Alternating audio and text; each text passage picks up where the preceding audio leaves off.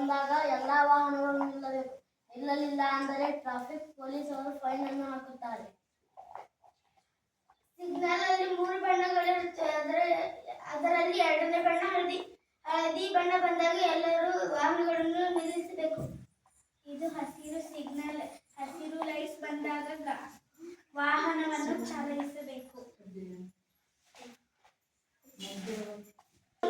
Level crossing gate ತೆಗೆದಿದೆಯೇ ಮುಚ್ಚಿದೆಯೇ ಎಂಬುದನ್ನು ಖಚಿತಪಡಿಸಿಕೊಂಡು ಚಲಿಸಬೇಕು. ಮುಂದೆ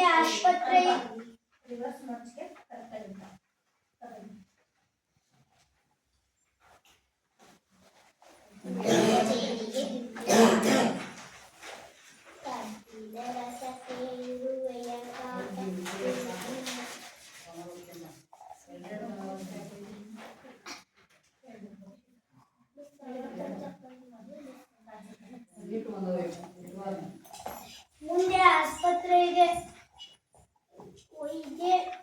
ವಾಹನದ ವೇಗವನ್ನು ಕಡಿಮೆಗೊಳಿಸಬೇಕು. ರಸ್ತೆಯಲ್ಲಿ ಉಪ್ಪು ಇದೆ. ನಿಮ್ಮ ವಾಹನದ ವೇಗ ಕಡಿಮೆ ಮಾಡಬೇಕು. ಎಡಕ್ಕೆ ಚಲಿಸಿ. ಜೋರಾಗಿ ಶಬ್ದ ಮಾಡಬಾರದು. ವಾಹನಗಳನ್ನು ನಿಲ್ಲಿಸಬಹುದು. ನಿಧಾನವಾಗಿ ಚಲಿಸಿ. ಧನ್ಯವಾದಗಳು.